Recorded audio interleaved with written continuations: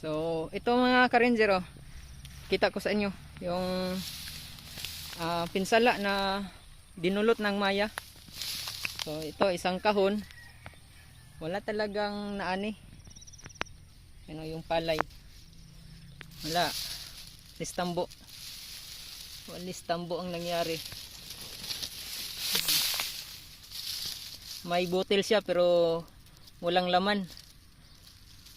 Yan. So sayang yung pinansing, yung pira na ginamit dito sa pagpapalay. Kinain lang ng Maya. So sa mga nagsasabi na nakakatulong yung Maya, mega love shoutout sa inyo. Yan, magkaibigan tayo lahat dito ha. So pinapakita ko lang, pinapaliwanag yung dulot na pinsala ng Maya.